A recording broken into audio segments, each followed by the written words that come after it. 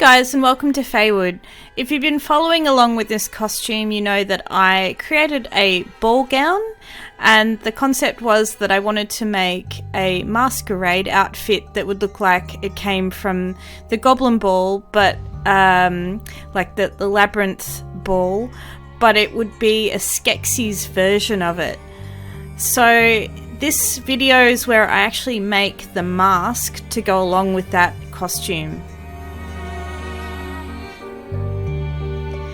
Now, I didn't have a piece of dowel long enough. That would have been better, but because I didn't, I used a couple of pieces of dowel that I already had, and I used some araldite glue, like a 2-part epoxy, and I set that aside to dry.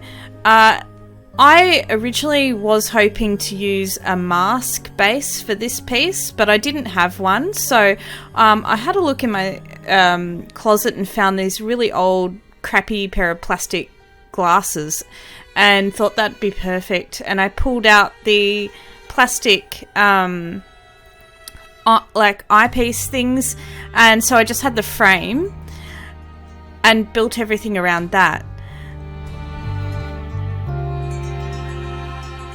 Now, I decided to go for kato clay because this clay is super strong, and I wanted the mask to be something that I felt comfortable enough setting down if I wanted to.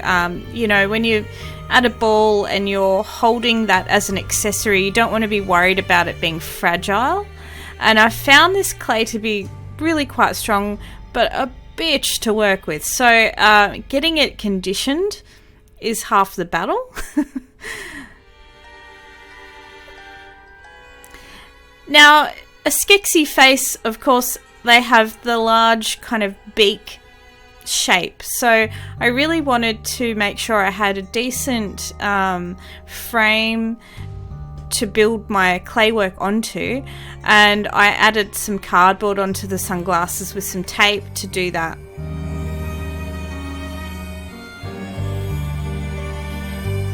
So I had a look at a few different concept pictures to get a real feel for how I wanted to create the mask, to make sure that it did have that real Skeksis feel to it.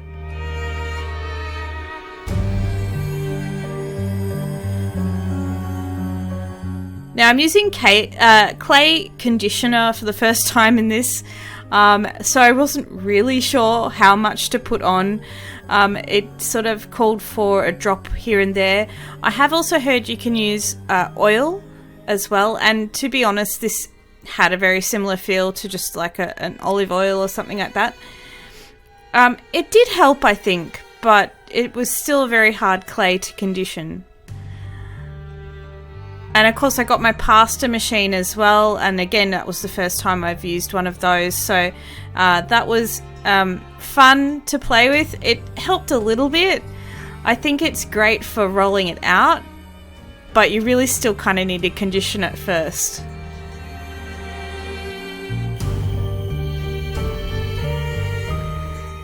So you can see I'm adding a little bit more cardboard on there. I wanted to make sure that the base was long enough. I didn't want the clay to flop, which it can have a tendency to do, particularly when it's baking. So I really wanted a strong like armature for it to sit on.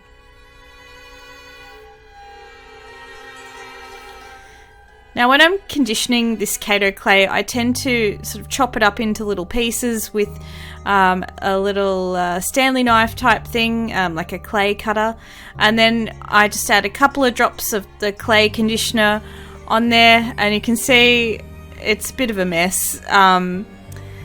It's still quite tricky to get the clay conditioned, unfortunately.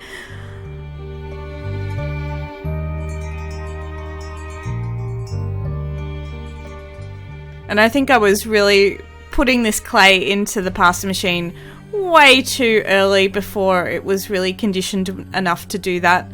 I was just very hopeful it could help me with conditioning this clay.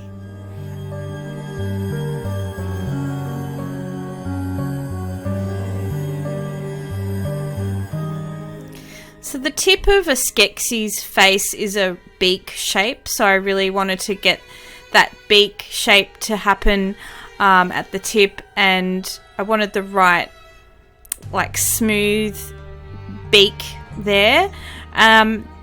They look very decrepit, so I was happy enough to leave a lot of the look of the piece imperfect, because that all adds to the texture and the Skeksy feel, and making them look wrinkled and old and decrepit and everything.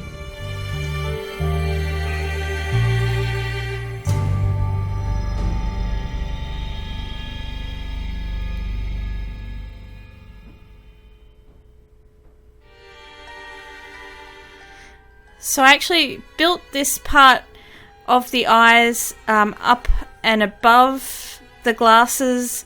As you can see, it creates a seriously large eye socket shape, and I really wanted to emphasize those kind of frown lines that a Skeksy would have, and so I really pulled the edge of those eye socket shapes up to create that furrowed brow look.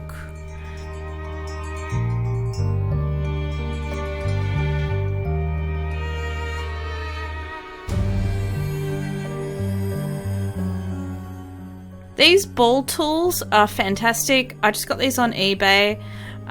They're so great for working with clay and smoothing things out. I definitely recommend getting a set of these. And they're not expensive either, which is really good.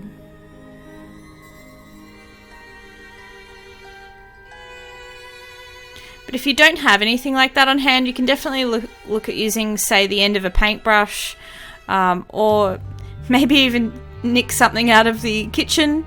But make sure you clean it very thoroughly if you're going to use it again.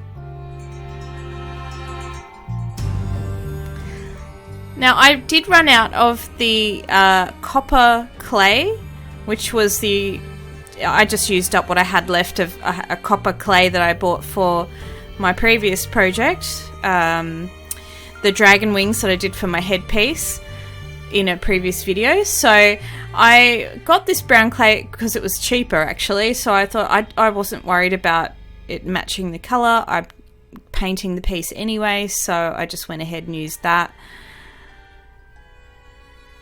I actually found the brown clay easier to work with. Now, I don't know if it's specific to the brown colour, or if the copper clay is maybe a little stiffer than the other normal clays. I haven't used all the other colours, so I can't tell you, but the brown, much easier to work with.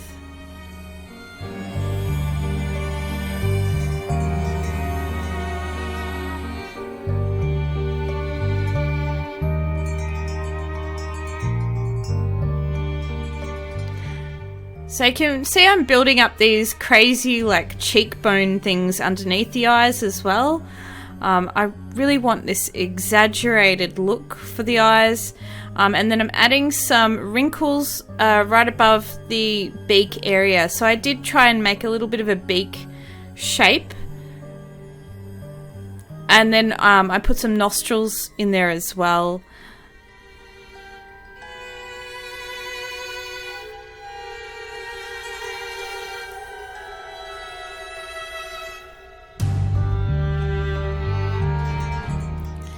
So I baked it in the oven. I didn't show that in the video, but this has been baked. The glasses, of course, started to melt a bit, so just be aware of that. They will probably fall apart a bit. I didn't really think about the fact that they might bend and move, so unfortunately the arms kind of bended inwards a bit, which wasn't really ideal, so I had to get rid of the arms.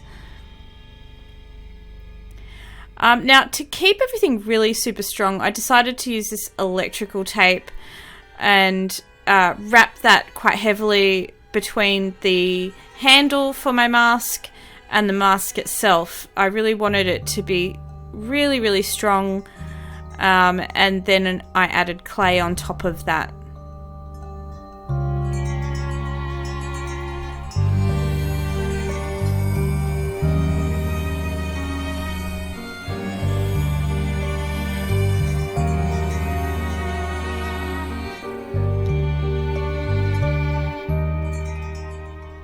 So this is actually using wet clay on baked clay, a process that I'm fairly new to, but I really like this way of working, because if you've created something that you're worried about it becoming damaged, it sometimes does help to work in pieces. So having baked the mask beforehand, I didn't have to worry about that when I'm now trying to attach it to the arm piece, whereas if I had have waited, it probably would have moved, and I'd have to keep readjusting the clay and re-sculpting it as I'm doing other elements of the piece. So I tried to put some finger shapes in the part here where the stick reaches the mask. It's not the best work ever, and I was really running out of time. This was the day before the ball, so you can imagine I just did the best I could with the time I had. I actually didn't even know if I would have time to make a mask at all, to be honest. So you can probably do a much better job if you do this yourself.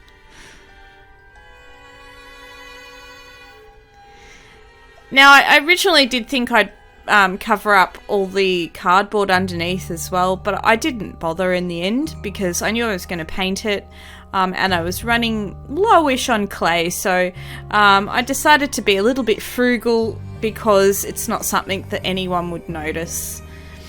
Now, I did bake it again, and unfortunately with kato clay, I do find I get some cracks forming with it. I don't know if anyone has recommendations on that. I'm fairly new to kato clay, and yeah, I just find mine cracks a fair bit, so I added some glue to make sure it was strong. I think it was just surface cracks really, but so I thought just to jazz up the handle a bit, you guys have seen me use this stuff before in plenty of things, and I had some left. This is that soft bendable tie. You can get this from like garden sections. You know, it's sort of designed for tying up plants and things, and it's absolutely great for adding a look that looks like a vine going up things. You can use tubing that doesn't have wire embedded into it like this, but you do need to make sure you attach it very firmly with glue, because of course it's a little bit more difficult to have it stay put, whereas the wire does really help to keep things in place. And I used a combination of the tape and glue to keep that nice and solid. Now again, you guys have seen this paint if you've been watching any of my videos. I've still got some of this enamel paint left, so I use black paint in a lot of things, and yeah, this is a great paint. So I did a couple of coats of this to make sure everything was covered. And again, you've seen me use this stuff a lot of times as well. I really do love these rubbing waxes. I used two colours in this one, which I've done before. One is a bronze colour, it's an art alchemy one, and the other one is treasure gold and a brighter gold colour. So I used more of the bronze, and then on the very tips of the things that were jutting out, I used the gold. So it's very similar to a dry brush technique, but you're using your finger in the wax instead. You're really focusing on the areas that protrude a lot and leaving crevices and things dark and black.